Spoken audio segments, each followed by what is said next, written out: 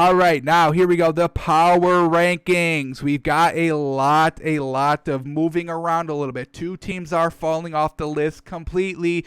2 new teams will be emerging on their list. So here we go. Without further ado, we're starting at number 10. Tennessee Titans are no longer the number 10 team. Do they move up? Do they move down?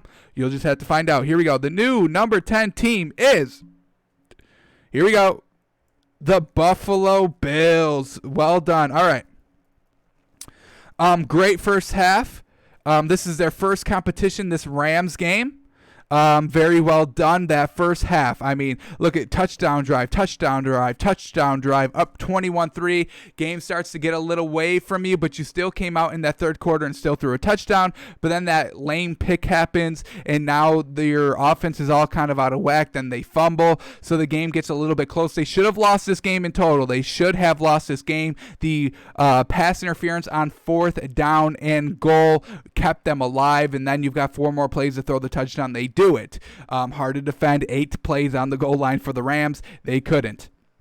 So, putting the Bills on here because Josh Allen looked good still against his first real competition. First week against the Jets, second week against the Dolphins. Couldn't really quite place them that high because of the competition they faced. Plus, Josh Allen threw 400 yards against the Dolphins and only won by 3 points. It just didn't add up, really. So now here they are, Rams. They're at home. Toughest competition, big on the Rams, and great first half. Absolutely loved it. Josh Allen looked good. That interception really shouldn't have counted, but he did still fumble a little bit. So I am going to get this Bills team a little bit of the benefit of the doubt here. We'll put them at 10. We'll let next week judge whether they move up or just fall out of the top 10 again. Still not trusting Josh Allen 100%. I would say I have 90% faith in the man now. Probably, he's rising. The defense is still very, very good. Love this defense. Love this Bills defense, really. They've got good weapons. They love, Cole Beasley. They love Stephon Diggs. They love Devin Singletary. Good weapons. Josh Allen just needs to rein it in a little bit, and he has been doing so, getting better throughout the weeks. So we will give them a little bit of the benefit of the doubt here and put them at number 10. They were one of the 2 new teams in the top 10. So well done, Buffalo, breaking through the mold and getting to number 10. Alrighty, number 9. The Steelers are no longer number 9. They are replaced with the second new team making their debut. No, they're not making their debut. They were on here their initial time, but then we took them off after week 1. The Buccaneers, the Tampa Bay Bucks, are back in the top 10. Well done. Well done. Tom Brady looking good. 3 touchdowns, no picks. Can definitely get behind them. As I said, I know who they faced. One second. Where are they? Here we go, the Broncos. We knew Jeff Driscoll wasn't going to be as good as he was last week. We already talked about that and told y'all why, and it came true. But I did like what Tom Brady did. 3 touchdowns. He used Mike Evans on the goal line. Perfect. He's 6'4". Yes, use him on the goal line. And now they use Scott Miller. He was their leading receiver, 85 yards in this game. So he's using his weapons. Everybody getting involved. O.J. Howard with a catch. LaShawn McCoy with a catch. Gronk with catches.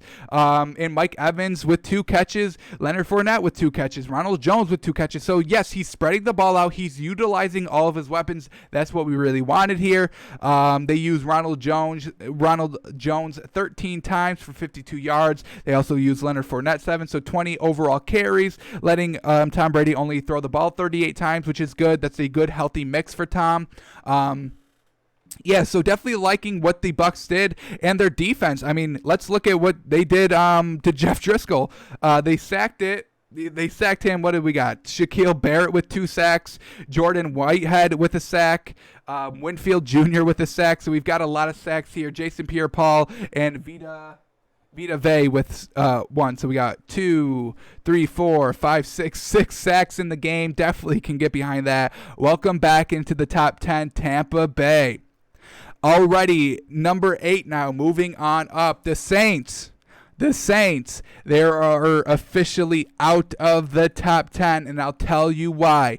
They are using Alvin Kamara way too much. They're not getting all their other pieces in use, Emmanuel Sanders, Jared Cook, and they have proven that without Michael Thomas, Drew Brees is looking a little lost in the offense, which really shouldn't be happening because Emmanuel Sanders is a great replacement for that. So they're not going to him a lot. They're using Alvin Kamara a lot. Number 7, those Cardinals, I'm going to be bringing up these same points when I talk about them next, but let's talk about the number 8. We are going to move the Titans up to number 8 now. And this was tough. This was kind of tough to keep them on here, but they're finding ways to win games, winning close games. I'm not going to penalize you for that. They are winning good games. Their defense, once again, winning them the game here. Game-winning drive with a minute 44 starting on their own 25-yard line. Defense just goes and presses them. We get 15-yard penalty for roughing the passer, but then they just kind of, after that play, the defense goes in strong. The incomplete pass, rush for no gain, pass incomplete, and then now it's 4th and 24, and they just able to kind of guard that first down line. So well done to the Tennessee defense. This is still Derrick Henry kind of led team. He rushed for 119 yards and 2 touchdowns. He's rushing the ball 26 times. Ryan Tannehill is being very, very great, being that kind of above average game manager here. 23 of 37 for 321 yards. He did throw the pick, which we kind of know that about Ryan Tannehill. He will throw a pick, not in the best situations, but just doing his job, getting the ball down the field, letting Derrick Henry open up his game for him, and they're 3-0. I will respect it. Tennessee Titans back, moving on up a little bit here at number 8.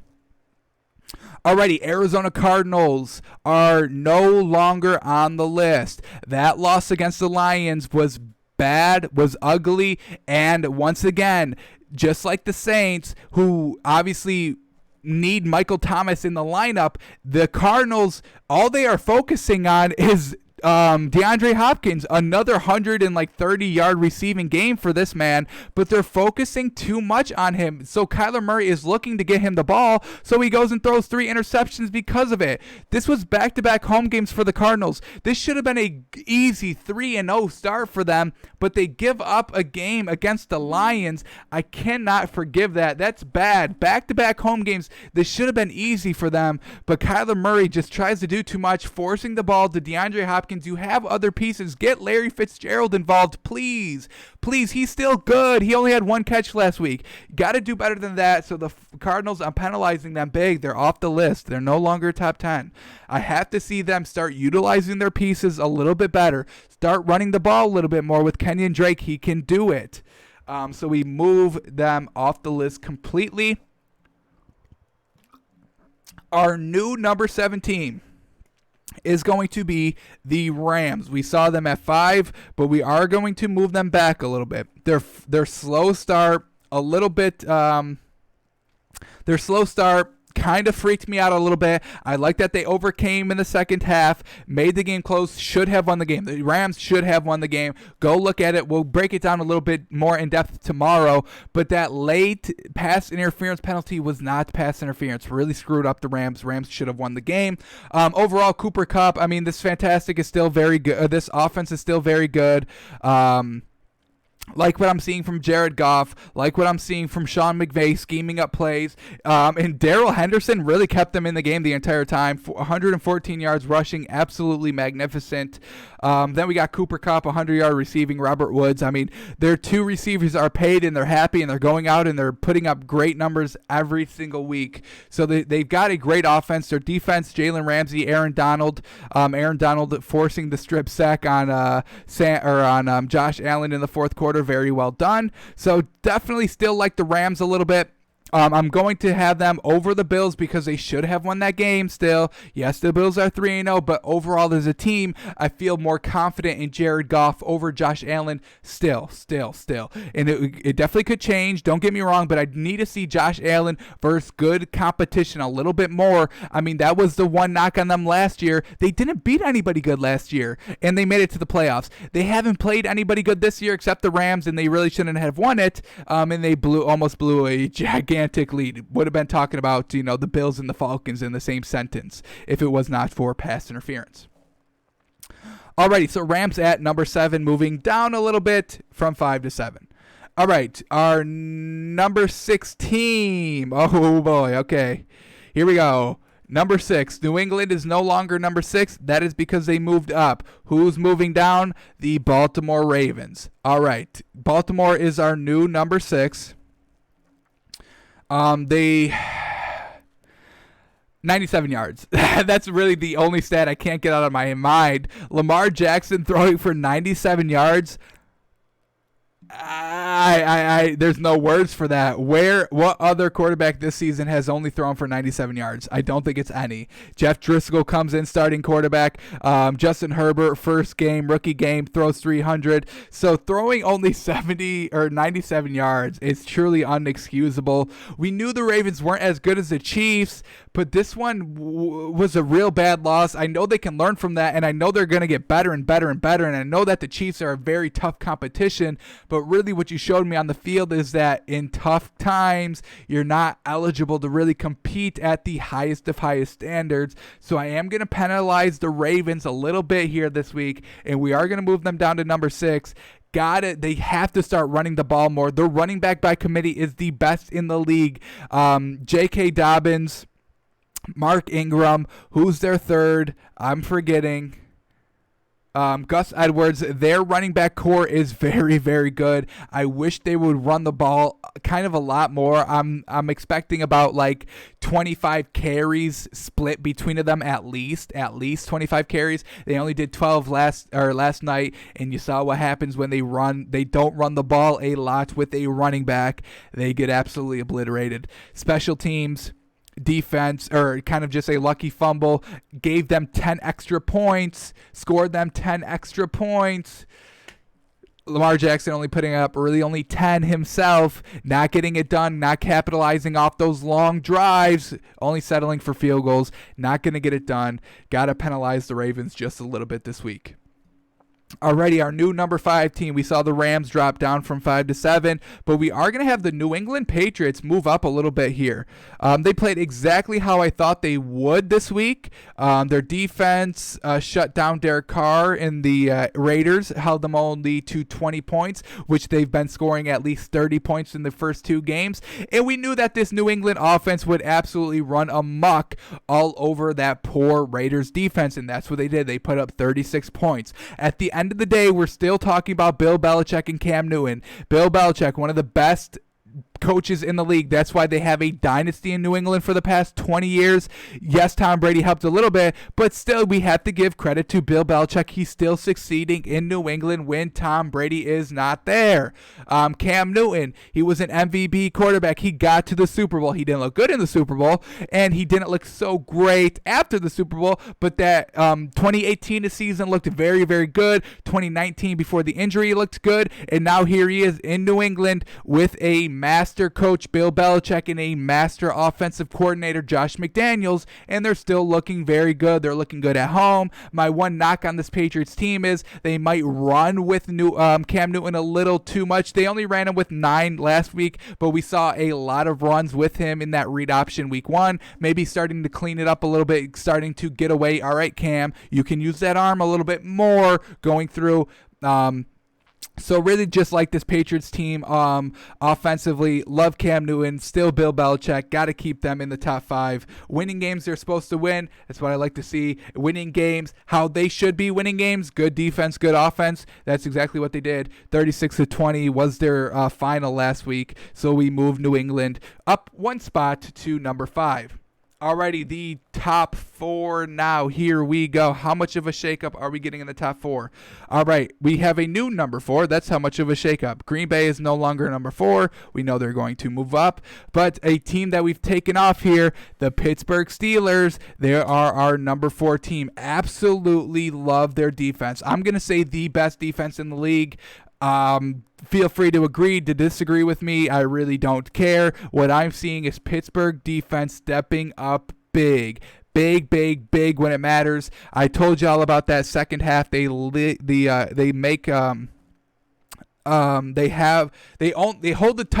Texans to 0 points in the second half. Absolutely incredible. Big Ben is still putting up 28 points last week. Fantastic. We can get behind that. He's looking good. He's not turning the ball over. Looking good coming off of that surgery. So well done to the Pittsburgh Steelers moving up here. What were they, number 8 last week? I'm big on this Pittsburgh Steelers team, man. They've got pieces. James Conner, Juju Smith-Schuster, they're still good. Eric Ebron now, that's so great for Big Ben. Having a clutch tight end. He's always had one, and now he's got Eric Ebron. And this defense, I love Minkah Fitzpatrick. I love Bud Dupree. I love Joe Hayden. This entire Steelers defense just gets it. You got Mike Tomlin as a head coach still. They're 3-0. Looking very good. Hopefully they don't catch COVID next week if they have their Titans game still on.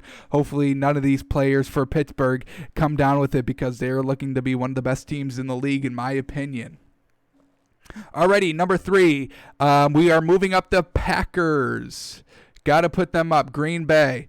Very well done. Aaron Rodgers, the toughest game so far this season. He absolute crushes it. Puts up 37 on the road against a pretty good name. I mean, they've got pieces all over the place. Saints do. So the fact that Aaron Rodgers was able to come in on the road and score 37 and give Lazard 145 yards, not even really utilizing Aaron Jones. Devontae Adams wasn't even playing, and it didn't even hurt Green Bay. Utilizing all of his weapons. Aaron Rodgers is playing fantastic right now. Green Bay going up to number 3. Love it. Alrighty, number 2, I told everybody yesterday during our show that whoever won the Chiefs and Ravens game would get the number 2 seed. Chiefs win it handily, looking very, very good. They're staying at number 2. Love Patrick Mahomes, love Andy Reid, love Tyrann Mathieu, love Tyreek Hill. I love the speed. I love Clyde Edwards-Helaire, adding that big thumper element to this Chiefs team that was kind of missing a little bit. Chiefs looking cool, calm, collected that entire game. No moment is too big for Patrick Mahomes. That's why I love him. Down in the fourth quarter in the Super Bowl, no worries. Oh, I have to go play the first game of the season, Thursday Night Football? Yeah, no worries. Oh, week 3, you want me to go into Baltimore, my biggest competition, my biggest rival, who I will be compared to Lamar Jackson for the rest of my career? Oh, yeah, no problem. I'll go throw 4 touchdowns and I'll run for an extra one. So, I mean, this man is cool as a cucumber, cool as the other side of the pillow. No moment is too big for this man, Patrick Mahomes. Andy Reid has his quarterback of choice that he's been dreaming of his entire career, and he's now finally being vindicated.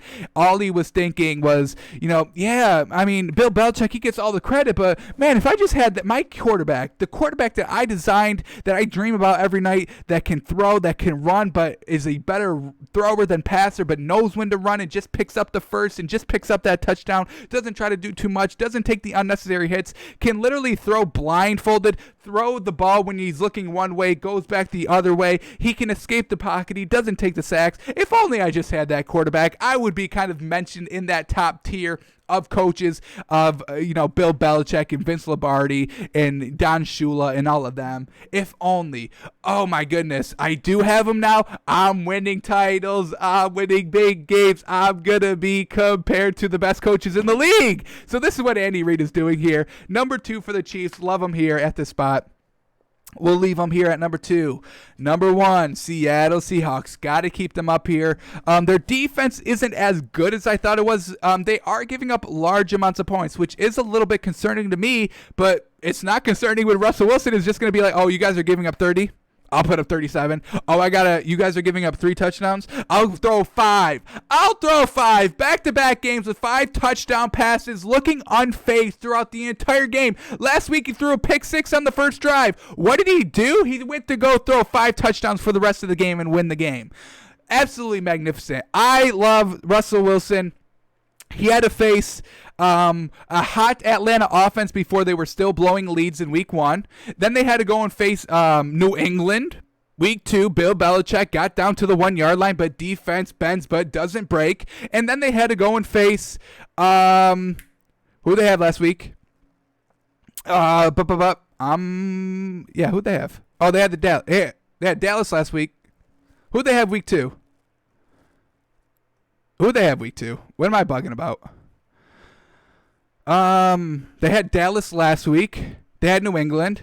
And then, Atlanta, New England, and then Dallas. Yeah. I'm not bugging. And then they had Dallas, who, I mean, they put up 31, which is a little alarming, but they do have a lot of weapons. This Cowboys team has a lot of weapons offensively. Dak is he's playing for his contract, just using stats here. He doesn't care about the picks. He's like, oh, you guys are just paying anybody at quarterback? Then I'll go throw 400 yards a game if I have to. I'm letting my stats be known. So they're Seahawks able to kind of rein in a little bit of Dak Prescott just going out there and slinging the ball. Love what they're doing. Bend but don't break defense. Russell Wilson, best quarterback in the league. DK Metcalf might be the best receiver in the league. So we are going to keep Seattle at number 1 here until they lose. Chiefs, Seattle, very, very close between 1 and 2, but I got to keep it with my initial pick as the Seahawks had them at number 1 going into the season, had the Chiefs at number 2 coming into the season, and I'm still going to have that until the team starts to slip up a little bit. And I'm not ready to bail on the Seahawks just quite yet.